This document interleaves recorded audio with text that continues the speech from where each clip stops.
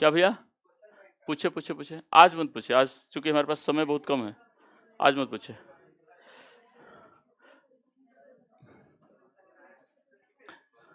आज मुझे भी आइडिया नहीं था कि मेरी क्लास 9 बजे तक है ना। नहीं नहीं, मुझे भी इन्फॉर्मेशन नहीं थी कि मेरी क्लास 9 बजे तक है। आज बनेगा सब, मैंने कहा था ना मंडे को,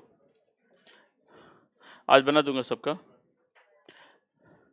चले तैयार, हम लोग परसेंटेज करे थे ना, परसेंटेज में हम लोग कंटिन्यूस इंक्रीज डिक्रीज किए थे, उसके आगे का बात आज करते हैं। लिखेंगे, हेडिंग लेंगे questions based on mix percentage. Mix percentage पर क्वेश्चन करते हैं, questions based on mix percentage. वो एक टॉपिक था, खत्म हो गया बाबू, तो चलिए उसे एक बार कर लेंगे, लेकिन अभी हाँ बीच में कट गया था। तो चलिए लिखिए question based on mix percentage. एक बार पहले अच्छे से समझिएगा, फिर हम आगे बढ़ेंगे। राइट, मैंने आपसे कहा कि देखिए हर चीज इनिशियली अपने आप पे कितना परसेंट है, 100%। जैसे मान लिया जाए मैं आपसे कहूं कि इस पूरे क्लास में जितने लड़के हैं उसमें से 20% लड़कों को यहां से बाहर निकाला जाएगा, तो आप कहें, मैं आपसे पूछूंगा बताइए कितने परसेंट बच्चे बचे यहाँ पर। ठीक है, मतलब मैंने आपसे कहा जितने भी स्टूडेंट हैं उसके 20% स्टूडेंट को बाहर निकाल दिया जाएगा, तो मतलब अभी क्लास में 80% बचेंगे। राइट, जैसे मान लीजिए मैं आपसे कहूं कि जितने भी बॉयज हैं, जितने भी लड़के हैं, लड़कों का 30% लड़के बाहर निकाले जाएंगे, तो कितने परसेंट लड़के बचेंगे, 70। कितने? अगर मान लीजिए मैं आपसे कहूं 40% लड़कियां बाहर निकाली जाएंगी, तो लड़कियां अगर 40% निकाली जाएंगी तो कितनी बचेंगी, 60%। क्या मेरी बात समझ आ गई? इसका मतलब एक बात समझ में आ गया कि जब मैं लड़कों की बात किया तो आपने 100% मान लिया। बेटा समझ आ रहा है ना? ठीक है, ऐसे समझो जैसे समझ रहे हो। तो लड़कों की अगर बात किया हमने, तो लड़कों को आपने 100% मान लिया। अगर मैंने लड़कियों की बात किया तो लड़कियों को भी आपने 100% मान लिया। अगर मैंने कहा कि इस क्लास के जितने स्टूडेंट थे, जितने बच्चे थे, तो बच्चों को भी आपने 100% मान लिया। इसका मतलब हर बात इंडिपेंडेंट रूप से, इनिशियली रूप से आप 100% मान लेते हैं। Getting my point? Clear? Suppose करें, खूब अच्छे से समझिएगा, यहाँ एक वर्ड यूज करूंगा, वर्ड आएगा ओनली का, केवल। केवल नाम का वर्ड आएगा। जैसे मेरा नाम बीके मिश्रा है और मैं आपसे कहूं कि बीके मिश्रा, या मैं केवल मैथमेटिक्स पढ़ाता हूं, इसका मतलब आप समझ जाइएगा कि मुझे मैथ के अलावा कुछ और नहीं आता, मैं केवल मैथ पढ़ाता हूं। समझ में आ रही बात? लेकिन अगर मान लीजिए मैं आपसे कहूं कि मैं मैथमेटिक्स पढ़ाता हूं, इसका मतलब मुझे मैथमेटिक्स के अलावा कुछ और भी आता होगा। Getting point? जैसे मान लीजिए मैं आपसे कहूं कि मैं केवल चाय पीना पसंद करता हूं, तो इसका मतलब आपको समझ जाना है कि मैं चाय के अलावा मुझे कुछ और नहीं आता। लेकिन अगर मान लीजिए मैं आपसे कहूं कि मैं चाय पीना पसंद करता हूं, तो इसका मतलब यह है कि चाय के अलावा कुछ और भी पीता हूं। कुछ और का मतलब वहां नहीं जाना है। हाँ, मतलब वहां नहीं जाना है जहां समझ रहे हैं। हाँ, मतलब उससे दूर रहना है। हाँ हाँ, चूंकि पीने का मतलब आप समझ जाते हैं कुछ और ही। लोग कहते हैं कि पीने खाने वाला है तो मतलब अच्छा ही, दूसरी बात ही आप समझते हैं, तो वहाँ नहीं जाना है। हाँ जी, समझिए। इसका मतलब यह है कि अगर मान लीजिए मैं आपसे कहूँ कि मैं चाय पीना पसंद करता हूँ, इसका मतलब मुझे चाय के अलावा कुछ और भी पसंद है। Getting my point? जहाँ ओनली की बात आए, जहाँ केवल की बात आए, वहाँ रीजन बाउंड हो जाता है। क्या हो जाता है? मैं आपसे कहूँगा आप केवल आस्था में पढ़ते हैं, इसका मतलब आस्था के अलावा कहीं और नहीं पढ़ते। और अगर मैं आपसे कहूँ कि आप आस्था में पढ़ते हैं, इसका मतलब कहीं और भी पढ़ते होंगे। समझ में आ गया? अब एक कहानी सुन लीजिए, क्वेश्चन सॉल्व हो जाएगा। और आपके एग्जाम में और सारे एग्जाम में, मोस्टली सारे एग्जाम में यह क्वेश्चन आता है। जैसे मान लिया जाए कि मैं आपसे कहूं कि यह आगे की 2 बेंच है, जो इस पर 20 लोग हैं, 20 बच्चे हैं। कितने हैं? मोस्टली देवियां हैं, तो मान के लिए 20 देवियां हैं। कितनी देवियां हैं? 20 इधर देवियां हैं। इधर मान लेते हैं 40 बच्चे हैं। कितने? 40। और इधर मान लेते हैं 30 हैं। इसके पीछे 40 हैं और इधर इसके पीछे 30 हैं। Getting my point? आगे कितनी हैं? इधर, इधर, तो 40 और 30 70 और 20 90, 90 बच्चे हैं। मान लिया जाए कि मैंने इस क्लास में एग्जाम लिया है मैथ और साइंस का, मैथ और मैथमेटिक्स और साइंस का पेपर लिया, परीक्षा लिया, और एक कंडीशन रख दी कि इस परीक्षा में पास होने के लिए कम से कम एक विषय में पास होना आवश्यक है, एटलीस्ट वन सब्जेक्ट में पास होना आवश्यक है। समझ में आएगी बात? और मैं आपको इन्फॉर्मेशन दे दूं कि इसमें सारे बच्चे पास हो गए, तो तुरंत आपके दिमाग में आ जाना चाहिए कि सर इसका मतलब ये होगा कि इसमें कुछ बच्चे मैथमेटिक्स में पास हुए, ओनली मैथ में पास हुए होंगे, कुछ बच्चे ओनली साइंस में पास हुए, केवल साइंस में पास हुए होंगे, और कुछ दोनों में पास हुए होंगे। हाँ या नहीं? बात समझ आ गया? अब मैं आपको जो बता रहा हूँ इसे समझे। मैं आपसे कहूँगा ये जो 40 बच्चे हैं, कितने हैं? 40। यह केवल मैथ में पास हुए हैं। किसमें? Only math. किसमें पास हुए हैं भैया? ओनली मैथ में पास हुए हैं। और जो 30 बच्चे हैं ना, यह ओनली साइंस में पास हुए। किसमें पास हुए? ओनली साइंस में। ओनली मैथ में कितने? ओनली साइंस में कितने? और ये जो 200 लोग हैं ना, ये जो 200 देवियां हैं, यह मैथ और साइंस दोनों में पास हुई हैं। किसमें पास हुई हैं? मैथ और साइंस दोनों में। Getting my point? फिर से बताइए, यह 40 किसमें पास हुए ना? मैथ और केवल मैथ में बहुत अंतर है। Only math. और यह 30 किसमें पास हुए? Only science. और यह दोनों मैथ और साइंस दोनों में, राइट? आस्था मैनेजमेंट मुझसे पूछता है कि सर आपने अपनी क्लास में परीक्षा लिया था और बच्चे 90 थे, कितने बच्चे पास हुए, कितने फेल हुए? जितने बच्चे पास हुए होंगे सबको एक एक लड्डू बंटवा देते हैं। मैंने कहा कि 90 बच्चे मेरे क्लास में हैं और सारे बच्चे पास हो गए। Getting my point? लेकिन हमने मैनेजमेंट को आगाह किया कि देखिए सारे बच्चे पास हो गए तो हैं तो 40 और 30 60, 40 और 30 70 और 20 90 बच्चे हमारे यहाँ हैं। लेकिन आप एक काम करिएगा, अगर एक एक लड्डू बंटवाना होगा तो लड्डू थोड़ा सा ज़्यादा लाइएगा। मैनेजमेंट ने मुझसे पूछा क्यों? मैंने कहा कि देखो सब यूपी बिहार का है, मैक्सिमम बिहार का है, तो बिहार वाले, बिहार है ईस्ट यूपी के बच्चों में क्वालिटी होती है। अगर मान ली कहीं कुछ कुछ बट रहा होगा तो ताव से खड़े होकर पहले अपना हिस्सा लेता है, सामने एकदम सीना तान के, फिर इधर बट रहा होगा ऐसे होता है, ऐसे हाथ करता है। पता है जब तक 2 बार लड्डू नहीं मिलता तब तक जी नहीं भरता, होता है ना?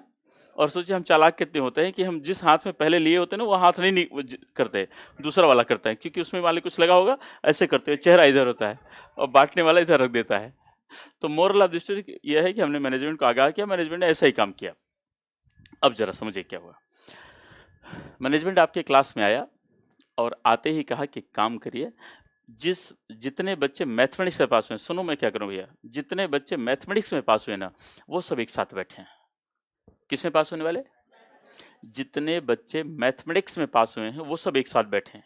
अगर वो कहता केवल मैथ में तब तो 40 बच्चे बैठ जाते, लेकिन उसने कहा मैथ में जितने बच्चे पास हुए हैं, इसका मतलब ये 40 तो बैठेंगे बैठेंगे या 20 भी बैठ जाएंगे, क्योंकि इन 20 के पास 2 क्वालिटी है। पक्का? तो मैथ में कितने लड्डू बटे? बोले? यही गलती उसने साइंस के साथ कर दी। उसने कहा साइंस में जितने बच्चे पास हुए ना वो सब एक साथ बैठे हैं, तो ये 30 तो बैठेंगे बैठेंगे, कितने बैठेंगे? 50। कितने लड्डू बटे? बोलो। किसमें? साइंस में। मैथ में कितने कितने बच्चे? मैथ में 60 लड्डू बटे और साइंस में बटे कुल कितने बढ़ गए थे? कितने? 90। 20 लड्डू फालतू में बढ़ गए, ज़्यादा बढ़ गए। 20 लड्डू ज़्यादा इसलिए बढ़ गए क्योंकि 20 बच्चों के पास 2 क्वालिटी थी, मैथ वाली भी थी, और इसका मतलब ये दोनों जगह लड्डू खाए होंगे, 2 बार काउंट किए गए होंगे, जबकि काउंट एक ही बार करना चाहिए था। हाँ या नहीं? अब इस क्वेश्चन को मैं ऐसे कहूँगा कि मेरी बात तो समझ आ रही सबको? मैं आपसे ऐसे कहूँगा कि एक कक्षा के 90 विद्यार्थियों में हुए मैथमेटिक्स और साइंस की एक परीक्षा में सभी विद्यार्थी किसी न किसी विषय में अवश्य पास हो गए हैं, मतलब सारे पास हो गए हैं। इस कक्षा में मैंने कहा 90 विद्यार्थी हैं ना, कितने विद्यार्थी हैं? तो मैं आपसे कहूँगा इस कक्षा में 60 विद्यार्थी मैथमेटिक्स में और 50 विद्यार्थी साइंस में पास हुए। तो बताइए कि दोनों विषय में कितने विद्यार्थी पास हुए? तो आप कहेंगे सर आपने कहा भी 90 बच्चे हैं, मैथ में पास करा दिया 60, साइंस में पास करा दिया 50, कुल 110 पास करा दिया। कितना थे? कितने पास कितना करा दिया? मतलब 20 बच्चे फालतू में एक्स्ट्रा पास करा दिया। इसका मतलब 20 बच्चे 2 बार जोड़े गए होंगे, एक बार मैथ के साथ भी और एक बार, इसका मतलब ये 20 बच्चे दोनों विषय में पास हो गए। समझ में आ गई बात? इसका मतलब तभी तो 20 बच्चे, तभी तो ये 20 आया ना। टोटल कितना आया? 10 कितने में? 90 में। आउट ऑफ कितने में? 90 में। तो 90 अगर घटाएंगे तो ये 20 ज़्यादा आया, इसका मतलब ये 20 बच्चे 2 बार काउंट किए गए होंगे, तो यही 20 बच्चे मैथ और साइंस दोनों पास हुए। हाँ नहीं बोले? अच्छा यह बताइए, यह 20 बच्चे इस मैथ में रहे होंगे कि नहीं होंगे? तो अगर मैं आपसे कहूँ केवल मैथ में कितने पास हुए, शुद्ध मैथ में, तो आप कहिए सर ये 60 तो मैथ में पास हुए हैं। अगर प्योर रूप से मैथ की बात करें, शुद्ध रूप से, तो इसमें 20 माइनस करना पड़ेगा। बोले तो कितने बच्चे? 40 बच्चे केवल मैथ में पास हुए। इसी तरह अगर केवल साइंस की बात करता तो 20 माइनस कर देते कितने? और अब देखिए कि 40, 30, 70, 20, 90 बच्चे हो गए। Getting my point? पूरे क्लास में कितने परसेंट बच्चे होते हैं? बोलो। इसी क्वेश्चन को मैं ऐसे कहूंगा कि in a class in the examination of mathematics and science, to qualify the exam it is necessary to qualify in at least one subject. All the student passed in at least one subject. 60% student passed in mathematics and 70% student passed in science. Then calculate the percentage of student who passed in both mathematics and science. Hindi में कहूँगा कि एक कक्षा में mathematics और science की एक परीक्षा को पास करने के लिए कम से कम एक विषय में पास होना आवश्यक है। इस परीक्षा में सभी विद्यार्थी पास हो गए। 60% विद्यार्थी मैथमेटिक्स में तथा 70% विद्यार्थी साइंस में पास हुए। तो बताइए कि कुल कितने परसेंट विद्यार्थी दोनों विषय में पास हुए? तो आप कहिएगा सर 60 और 70 कितने हो गए? 100 होते कितने हैं? होते हैं 100, 130 पास हो गए। कितना ज्यादा पास हुए? इसका मतलब 30 दोनों पास हुए होंगे। ये आपका क्वेश्चन है एक। आप प्रीवियस ईयर उठा कर देखेंगे तो मोस्टली हर साल एक क्वेश्चन ऐसे आता है। और यहाँ हमने मैथ और साइंस पढ़ा दिया, वहाँ पर आता है कि कुछ चाय पीते हैं, कुछ कॉफ़ी पीते हैं, कभी कुछ क्रिकेट खेलते हैं, कुछ फुटबॉल खेलते हैं। आपने देखा होगा। Getting my point? लिखिए क्वेश्चन। समझ में आ गया ना? सबको आ गया? लिखेगा in a class in the examination of mathematics and science, in a class. सबको समझ में आ रहा है ना? In a class in the examination of mathematics and science, to qualify the exam it is necessary to qualify the exam it is necessary to qualify in at least one subject. To qualify in at least one subject, all the student passed in the examination. All the student passed in the examination. All the student passed in the examination. 60% student passed in mathematics. 60% student passed in mathematics, comma 65% student passed in science. Then calculate the percentage of student who passed in both mathematics and science. Who passed in both mathematics and science. अब हिंदी में लिखेंगे। हिंदी वाले बच्चे हैं ना? हिंदी में लिखेगा। एक कक्षा में हुए मैथमेटिक्स और साइंस के एक परीक्षा में, एक कक्षा में हुए मैथमेटिक्स और साइंस के एक परीक्षा में, मैथमेटिक्स और साइंस के एक परीक्षा में सभी विद्यार्थी किसी न किसी विषय में अवश्य पास हुए। सभी विद्यार्थी किसी न किसी विषय में अवश्य पास हुए। परीक्षा को पास करने के लिए कम से कम एक विषय में, परीक्षा को पास करने के लिए कम से कम एक विषय में पास होना आवश्यक है। पास होना आवश्यक है। इस परीक्षा में 60% विद्यार्थी, इस परीक्षा में 60% विद्यार्थी मैथमेटिक्स में, इंग्लिश वाले सॉल्यूशन करेंगे अपना, समझ में तो आ गया ना? तो सॉल्यूशन करिएगा सब लोग। 60% विद्यार्थी मैथमेटिक्स में तथा 65% विद्यार्थी साइंस में पास हुए। तो बताइए कि तो बताइए कि इस परीक्षा में कितने प्रतिशत विद्यार्थी दोनों विषय में पास हुए? लिखा? हाँ, 25%। सबको समझ आ गया? ये तो मुझे समझ में आ गया कि अब आप लोग कर लेंगे, लेकिन देखिए कैसे करेंगे, दो तरीका से। यह टॉपिक मैथमेटिक्स में कवर हो जाएगी और इसी के एक टॉपिक को रीजनिंग में भी है, तो रीजनिंग में भी कवर हो जाएगी। तो दोनों एंगल से बताऊंगा। देखिए पहले यह बताइए, टोटल स्टूडेंट कितने होते हैं भैया? और सारे पास हो गए? सारे पास हो गए ना? मैथमेटिक्स में कितने पास हुए? 60। और साइंस में कितने पास हुए? कितने? 65। तो टोटल कितने हो गए? 125 आउट ऑफ 100 ना। इसका मतलब अगर 100 में माइनस कर देंगे तो यह आ जाएगा 25%। कितने? तो यानी 25% विद्यार्थी दोनों विषय में पास हो गए। समझ में आ गई बात? अगर आप, यही आपसे पूछ रहा है, अगर आपसे पूछता, सपोज करिए कि केवल मैथ में कितने पास हुए, तो क्या करते बताइए? यह 25-60 में होंगे। तो अगर आपसे केवल मैथ पूछता, ओनली मैथ, हालांकि फिर से समझिए ये पूछ नहीं रहा है, मैं अगर आपसे करो अगर पूछता तो क्या करते? 60 में क्या करते? 25। क्यों? क्योंकि यह 25 उस 60 में होंगे ना। पीछे भैया समझ आ रहा है सबको ना? तो कितने हो जाएंगे? 60% माइनस 25% बराबर कितना? फिर से बता रहा हूं कि ये पूछ नहीं रहा है, लेकिन अगर पूछता तो ऐसे आप निकालते। अगर ओनली साइंस पूछता तो,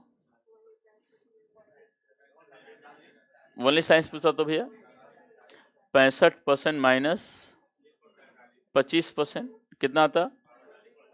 कितना? यह तो रहा करने का तरीका। फिर से एक बार बता दूं कि आपसे पूछ रहा है केवल यही कि दोनों में कितने पास हुए ना। क्लियर? अब देखिए इसे अगर हमें करना हो, यहां तक समझ में आ गया सबको? अगर मान ली हमें करना होता रीजनिंग से, तो हम इसे वेन डायग्राम से करते। कैसे करते? हम इसे वेन डायग्राम से करते। कैसे करते ये बता रहा हूं। देखिए भैया समझे, यह एक गोला होगा जिसे हम मैथमेटिक्स कहेंगे। क्या कहेंगे? यह मैथमेटिक्स का पूरा गोला है। और यह एक गोला होगा जिसे हम साइंस कहेंगे। क्या कहेंगे? साइंस। यह एक गोला होगा जिसे हम साइंस कहेंगे। कितना कहेंगे? साइंस। अब बताइए मैथमेटिक्स में कितने पास हुए हैं? मैथमेटिक्स में पास हुए हैं 60%। पक्का? मैथमेटिक्स में कितने परसेंट पास हुए हैं? 60%। समझ में आ रही बात ना? साइंस में कितने पास हुए हैं? भैया एक बात आप पहले समझिएगा, जो मैं पूछूंगा वह मेरे साथ बताइएगा सब लोग। यह बताइए, अगर मैं इस पूरे बड़े गोले की बात करूं तो यह पूरा बड़ा गोला किसे शो कर रहा है? यह पूरा का पूरा बड़ा गोला मैथमेटिक्स को शो कर रहा है। राइट? क्लियर हो रही बात? और यह पूरा का पूरा बड़ा गोला यह साइंस को रिप्रेजेंट कर रहा है। पूरा बड़ा गोला साइंस को रिप्रेजेंट करेगा। राइट? यह पूरा साइंस को रिप्रेजेंट करेगा। लेकिन अगर मैं इस गोले की बात करूं, मैं इस पोर्शन की बात करूं, तो यह किसे शो कर रहा है? मैथ और साइंस। मतलब इस पोर्शन में मैथ और साइंस दोनों होंगे। यहां तक मेरी बात सुनेगी? पक्का? अच्छा, अगर मैं यह कहूं कि यह बताइए दिस, अगर मान ली मैं आपसे कहूं कि यह कहूं कि यहां से लेकर यहां तक का जो पोर्शन है, जो यहां से लेकर यहां तक का है, इसमें मैथ के अलावा कोई और नहीं दिख रहा है कि दिख रहा है? इसे मैथ के अलावा कोई और नहीं दिख रहा है। इसका मतलब यह प्योर मैथ होगा। क्या होगा? अब ये तो हमारी भाषा में है ना प्योर मैथ। मैथमेटिक्स अपनी भाषा में ओनली बोलता है। क्या बोलता है? ओनली। तो इसका मतलब यह ओनली मैथ होगा। क्या होगा? पक्का? सिमिलरली यह जो पोर्शन है, यह पोर्शन किसे शो करेगा? बोले? इससे साइंस के अलावा कोई और नहीं होगा। लेकिन इसका मतलब हम कह सकते हैं प्योर मैथ होगा, सॉरी प्योर साइंस होगा, शुद्ध रूप से साइंस होगा। लेकिन मैथमेटिक्स की भाषा में ओनली साइंस। यहां तक बात क्लियर हो गई? बोले? सबको क्लियर हुआ? और यह रीजनिंग का एक टॉपिक हो जाएगा फिर। फिर अब हम देखेंगे कि 60 और 65 टोटल कितने हो गए, बोले ना 100 आउट ऑफ कितने में,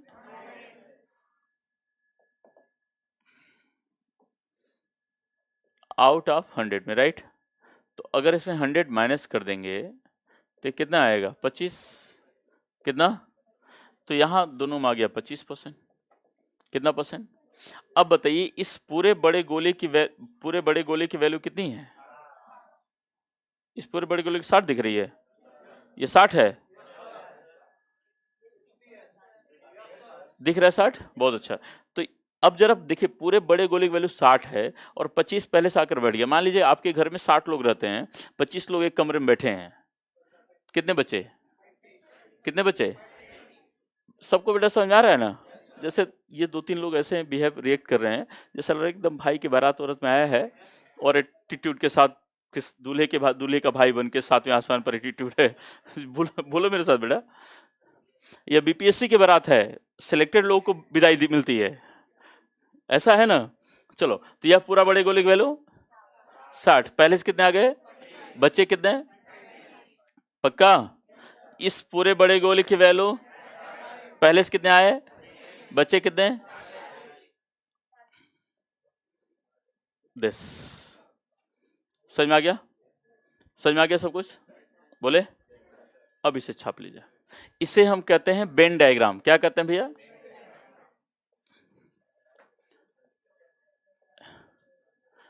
हिंदी में, हिंदी में भी वेन डायग्राम कहते हैं, बड़े हिंदी में भी ऐसे लिख लो वेन डायग्राम।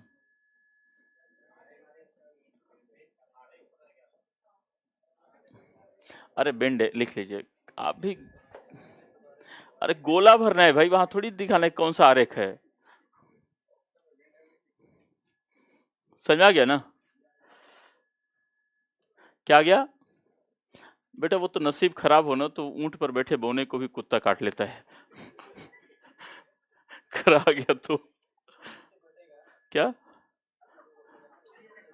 क्या होगा, 2-3 लोग मिलकर चढ़ा देंगे तुम्हारे जैसे लोग। लिखो,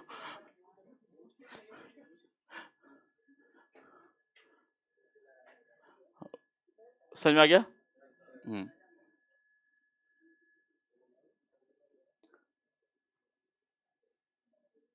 हो गया ना, चले।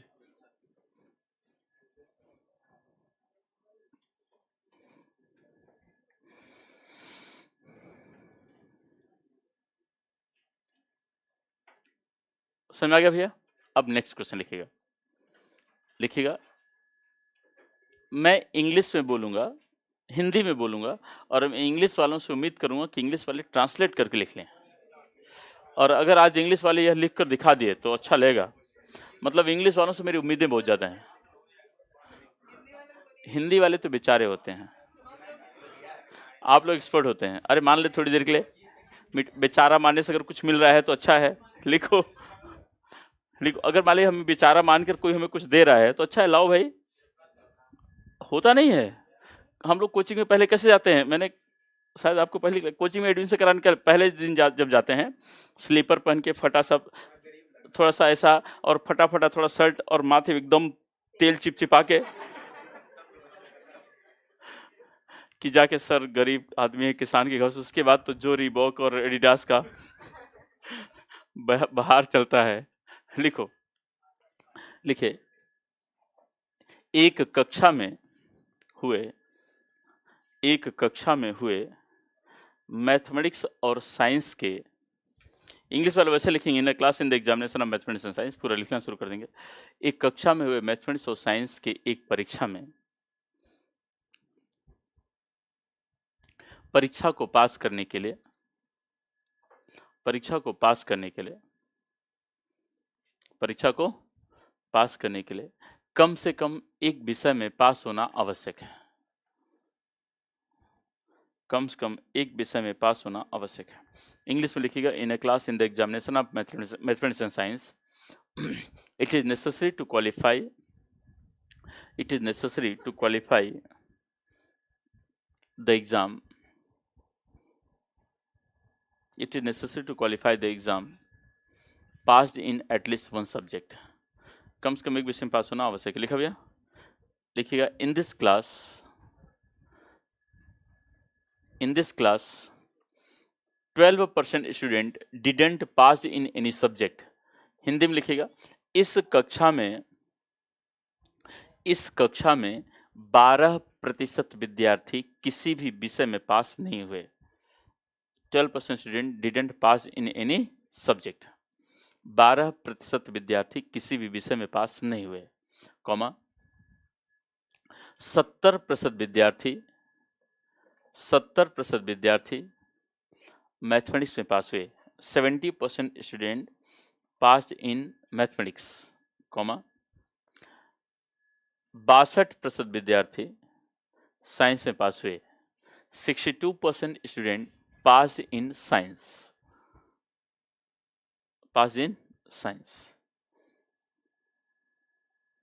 लिखा भैया इफ देर आर 62 ना, लिखा भैया if there are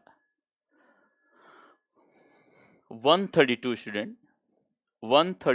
student who passed in both subject, यदि इस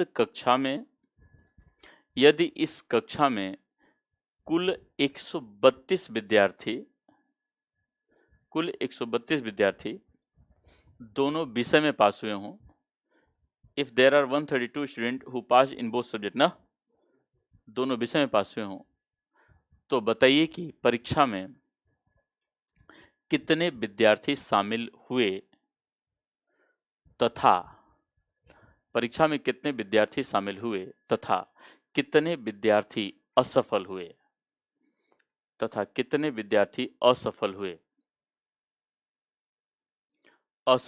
इंग्लिश में लिखिएगा कि क्या लिखा, if there are 132 student who pass in both subject then calculate the number of student appeared in the exam and number of student failed in the exam।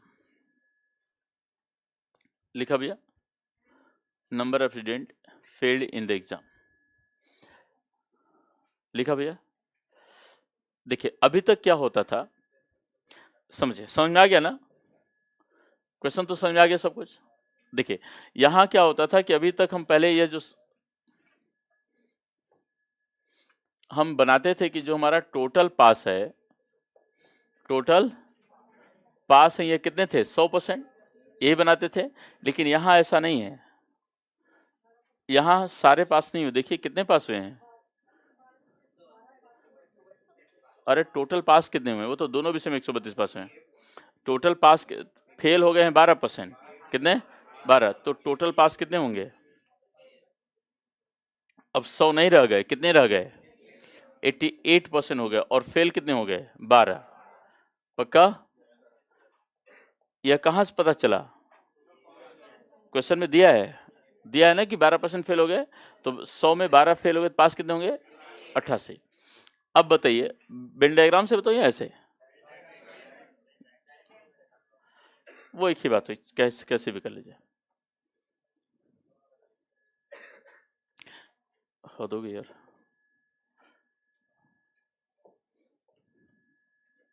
देखिए अब नहीं बनेगा वो,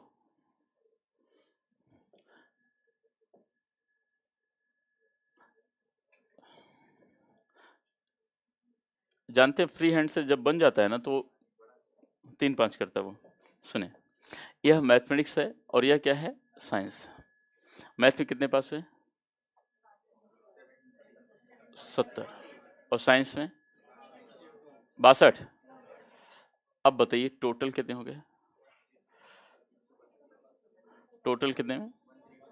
अच्छा यह बताइए किसकी इंफॉर्मेशन ले रहे हैं आप, पास की, किसकी, तो 132 आउट ऑफ कितने में, आउट ऑफ, क्योंकि 12% बच्चे फेल हो गए ना, आउट ऑफ 88, तो -88 कर देंगे, कितना आएगा 44, बोले आएगा। अब जरा देखा जाए कि यह क्या है, ओनली, यह क्या है ओनली साइंस, यह क्या है, और ये इसमें कितने पास हुए हैं बोले, और दिया है कि दोनों विषय में पास कितने हुए हैं? 132। इसका मतलब कहीं न कहीं यह 44% की वैल्यू 132 है। यह 44% की वैल्यू कितनी है? 132। पक्का? तो 44% की वैल्यू 132। कौन सी क्लास है आप लोगों की? एकदम सनी देओल स्टाइल में इंटर की हैं दोनों। वो जैसे लेडी सनी देओल एकदम। अच्छा, लेडी सिंघम बहुत अच्छा। 132 1% बराबर 132/44। सही बात है। तो यह 1% की वैल्यू 3 बार आएगी। 4 से काटें, 4 1 3 3 आएगा, तो यह 3 बार जाएगा। कितना बार? 1% की वैल्यू 3 आ गई। क्या यहां तक बात समझ में आ गई? बोले, अब आपसे पूछ क्या रहा है? Number of student appear. तो यह बताइए एपियर कितने होते हैं? 88। एपियर 88 या 100?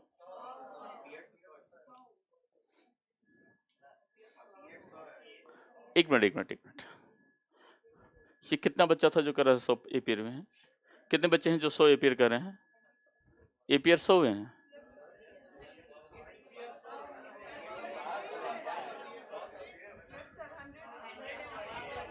अब तो सब, तो फिर सब उठा लो, तो सब लोग हाथ उठा लो, बहुत अच्छा लगेगा। अच्छा, अभी भी बिल्कुल सही बात है भाई, 100 एपियर होंगे ना।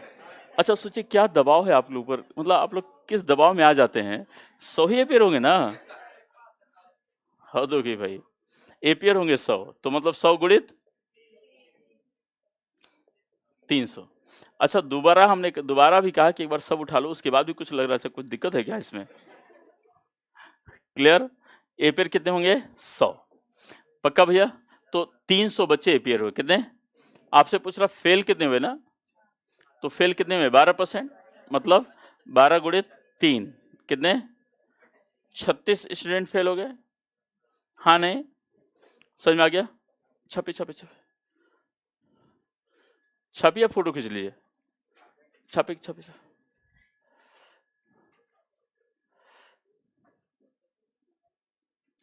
ये जो दोनों देवियां अभी आई हैं, मैं चाहता हूं कि आप थोड़ी देर पेशेंस रखें, हमारे दूसरे बच्चों को डिस्टर्ब अभी न करें।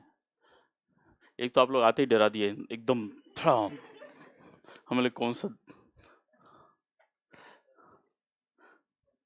हो गया? अब एक क्वेश्चन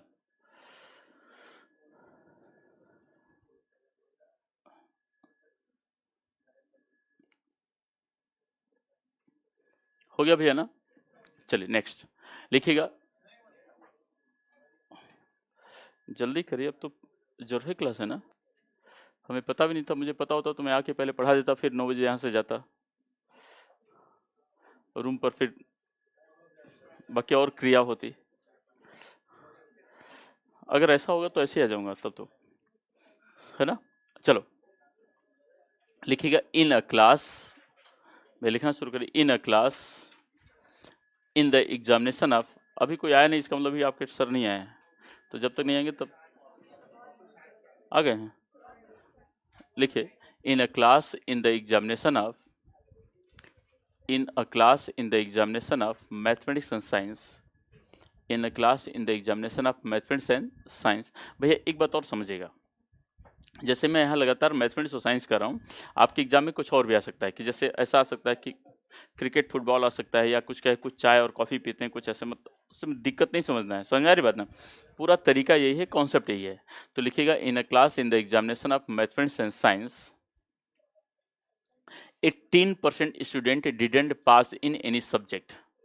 18, 18 का मतलब 18 होता है। 18% student didn't pass in any subject. एक कक्षा में हुए मैथमेटिक्स और साइंस की एक परीक्षा में 18% विद्यार्थी किसी भी विषय में पास नहीं हुए। लिखा, while it is necessary to qualify in the exam, it is necessary to qualify the exam, it is necessary to qualify the exam, it is necessary to qualify the exam passed in at least one subject, passed in at least one subject। जबकि हाँ, जबकि परीक्षा को पास करने के लिए कम से कम एक विषय में पास होना आवश्यक है। कम से कम एक विषय में पास होना आवश्यक है। लिख लिया? नेक्स्ट लिखिएगा। In this exam 60% student pass in mathematics, 60% student pass in mathematics, comma 52% student 52% student 52% student pass in 52% student pass in science. क्या लिखा? 52% student pass in science if in this exam, लिखे if in this exam, क्या लिखा? if in this exam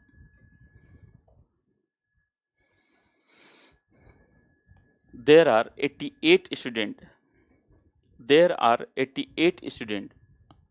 who pass in only science, then calculate the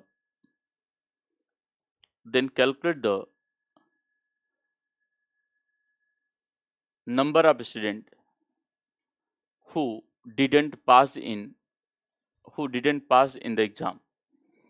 अब हिंदी वाले कहाँ तक लिखा है कि इस जबकि परीक्षा को पास करने के लिए कम से कम एक विषय में पास होना आवश्यक है।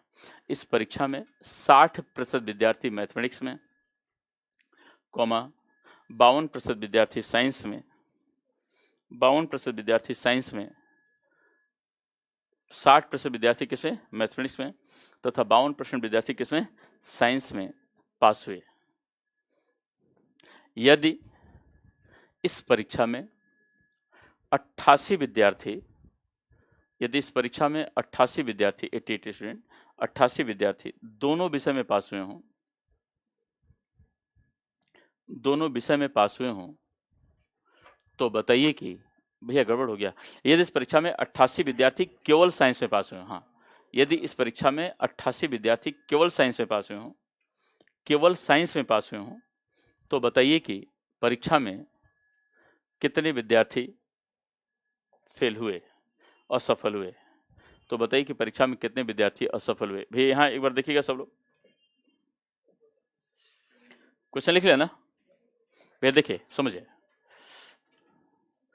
यह किसका गोला है? मेरे साथ बोले फटाफट। यह मैथ का है और यह साइंस का। पक्का? बताइए मैथ में कितने पास हुए? बोलो 60। साइंस में कितने? 52। टोटल कितने? 112। बुला लीजिए सीएम को। अच्छा वहीं से। तो बताइए कि परीक्षा में कितने विद्यार्थी फेल हुए, असफल हुए। यह बताइए टोटल कितने हो गए? 112। आउट ऑफ कितने में? बोलो 88। 82 ना, क्योंकि पास कितने हुए भैया? पास 88, सॉरी 82 पास हुए हैं, और फेल कितने हुए हैं? 18 हुए हैं ना। तो यहाँ कर लेंगे 82 में 82 माइनस करेंगे तो 30 आ जाएगा। कितना? यानी 30% दोनों पास हुए।